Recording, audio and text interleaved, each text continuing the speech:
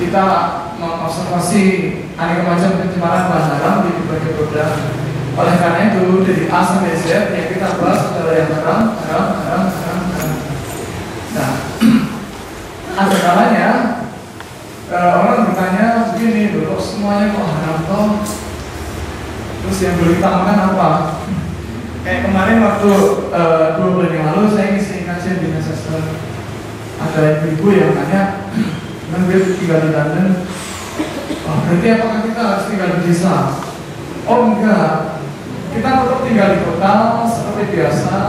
Tetapi yang penting adalah kita mengetahui ciri-ciri makanan haram itu seperti apa, ciri-ciri ingredient yang haram itu seperti apa. Ibarat kita akan menuju ke kita akan berjalan melalui satu jalan yang kita belum pernah melalui jalan itu, dan kita tahu bahwa itu sudah kita yang di sana. Nah, tetapi di sepanjang jalan itu ada banyak aral bintang. Maka kalau kita mengetahui bahwa yang itu melingkar itu namanya ular. Kalau ini diinjak dia akan gigit. Kalau yang itu namanya ranjau. Kalau itu kita injak kita akan meledak.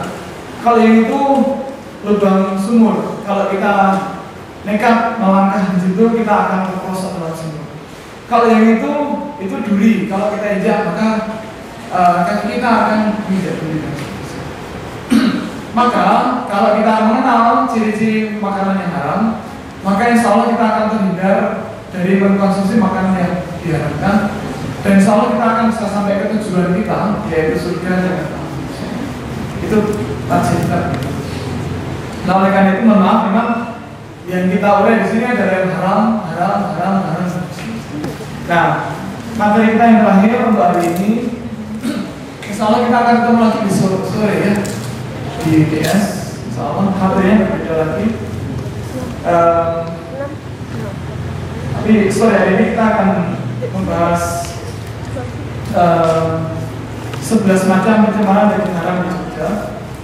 Dan kita ingatkan sedikit bahwa mencari yang halal itu hukumnya wajib bagi kita setiap muslim dan muslimah. Kemudian baginda Nabi juga mengingatkan bahwa siapa mencari rezeki dari yang halal demi keluarganya, maka dia bagaikan orang berperang di jalan Allah, memperjuangkan agama Allah. Dan barang siapa mencari harta yang halal dengan menjaga kesucian, berarti dia sama tingkatannya dengan para syuhada. Nah, oleh karena itu yakinlah kita bahwa apabila kita ini kekeh selalu mencari yang halal, maka insya Allah yang maha melihat dan maha mengetahui itu akan mencatat. Oleh karena itu mohon mulai hari ini sekiranya belum, mohon biasakan kalau membeli sesuatu kita cek dulu status kehalalannya. Kalau kita akan membeli suatu produk yang ada ingredient listnya, mohon dilihat bahan-bahannya apa saja. Kalau kita di Indonesia lebih mudah kita cek status kehalalannya dengan ada kerjanya adalah dari BPOM ini. Kita biasakan itu, dan kelak barangkali sudah ada yang menikah terus punya anak, mohon dibiasakan anak-anak kita itu untuk memilih makanan yang halal saja. Kalau saya bawa anak-anak saya, mereka akan langsung nyebar, dan yang mereka incar adalah makanan yang ada lebaran. Dan kalau tidak ada lebaran, tidak masuk dalam. Itu harus masuk dalam memori anak-anak supaya mereka terbiasa memilih makanan yang halal saja. Kalau nanti panjenengan menikah dengan suami yang kebetulan belum begitu peduli dengan itu, ya kita ingatkan. Dan istri harus tampil di depan untuk mengingatkan. Syukur alhamdulillah kalau suami sangat concern. Barang siapa kata Nabi memakan makanan yang halal selama 40 hari, maka hatinya akan diterangi oleh Allah dan dialirkan berbagai hikmah dari hatinya melalui lisannya. Barang siapa tidak mempunyai kepedulian dari mana dia memperoleh hartanya, maka Allah tidak akan mempedulikan dari pintu mana dia akan dimasukkan ke dalam neraka. Ini tidak ada kesalahan ketik ya. Jadi Allah tidak peduli dimasukkan ke dalam neraka, bukan ke surga, tapi neraka. Oleh karena itu, kalau kita tidak peduli, ya Allah juga tidak peduli. Lalu dari Kemudian barang siapa membeli pakaian seharga 10 dirham, tetapi di antara uangnya ada uang haram, maka sholatnya tidak diterima selama dia masih mengenakan pakaian. Pernah pula suatu ketika baginda Nabi dan para sahabat itu melewati jalan dari satu kampung gitu. Di situ ada masjid dan ada sekelompok orang yang berdoa dipimpin oleh seorang kiai di situ. Bait doa yang dibaca itu sangat merdu dengan pilihan kata yang tepat. Kalimatnya menyentuh, sehingga kemudian spontan sahabat Nabi tadi matur ke Nabi, wahai Nabi, tentu doa mereka itu dikabulkan ya. Tapi baginda Nabi mengatakan, jadi kok tidak. Loh kenapa baginda Nabi? Ya karena makanan yang biasa mereka makan itu tidak pernah diberhentikan itu halal atau tidak. Nah maka kata Nabi ya, doa-doa mereka tidak akan diterima oleh Allah SWT. Padahal hidup kita ini kan menjadi indah kalau kita punya harapan. Kita yang belum lulus, pengen lulus dengan ini yang bagus, lulus cepat. Nanti bekerja di tempat yang nyaman, gajinya tinggi, tapi ibadah tidak nyaman. Segera bisa naik gaji. Yang belum menikah segera menikah dengan suami yang soleh dan seterusnya. Nah itu kan ditinggal. Pernah pula suatu ketika baginda Nabi duduk-duduk di samping masjid sama para sahabat. Ya. Biasa dia dan para sahabat berbincang setelah sholat membahas ada firman Allah yang turun atau hadis Nabi yang ingin disampaikan. Nah, tiba-tiba saat itu ada anak kecil yang gelidik itu apa ya? Nakal banget, bandel gitu. Nah, kemudian sebentar Nabi itu minta salah satu sahabat mencari tahu anak itu siapa sih kok nakal? Tolong salah satu nyari tahu ya.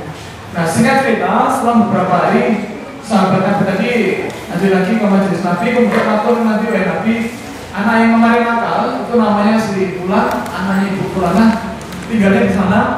Dan pernah ternyata suatu ketika, kenapa anak itu nakal? Ternyata pernah anak itu lapar dan oleh ibunya dimasakkan satu masakan. Masakannya itu baik-baik saja, tetapi kayu bakar yang dipakai untuk masak itu diambilkan dari pagar rumah tetangga yang sudah rapuh dan lain sebagainya. Dianggap tidak dipakai, diambil aja di pertama minta izin, dipakai untuk masak dan masakannya diberikan kepada si anak. Dan ternyata membuat akhlak si anak jadi nakal. Oleh karena itu sekali lagi saya wanti-wanti ke kita semuanya, terutama saya, mari kita jaga makanan yang masuk dalam perut anak, istri, suami kita untuk tetap yang halal. Maka pernah suatu ketika anak saya yang pertama waktu itu masih kira-kira kelas 1 SD gitu. Dia pulang bawa rambutan. Rambutannya sangat indah, sangat ranum dan nampaknya memang enak ya. Terus saya nanya, Mbak Yasmin, Mas udah ini loh Mas, untuk Mas.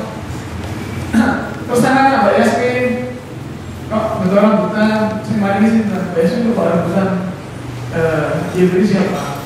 Oh dibagi omnya apa? Diberi om, siapa gitu. Sebenarnya namanya Heru itu nama. Ada, Om Heru itu dapatnya dari mana? Beli atau metik? Nah kata anak saya metik pun juga. Kan mereka nih kalau misalnya itu, oh teman yang sambil, jadi Heru tadi di nama samaran ternyata tidak membeli tapi memetik buah rambutan dari tetangga saya, dari anak-anak di Samir. Terus saya nanya, Mbak Yasmin, Om Heru tadi itu nembuk apa bukan? Minta izin apa tidak? Bukan. Mbak Yasmin kalau memetik rambutan milik orang lain tidak minta izin, namanya apa? Mencuri. Mencuri itu boleh tidak? Nah, makanya tadi rambutan tadi saya minta dengan baik-baik, kemudian saya bawa ke tempat sampah. Saya tunjukkan ke anak saya bahwa makanan haram tempatnya itu bukan perut kita, ada tempat sampah. Jadi makanan haram itu tempatnya bukan perut kita, ada tempat sampah. Nah, kemudian saya ganti dengan makanan yang lain. Nah, pembelajaran itu harus tetap diberikan kepada saya.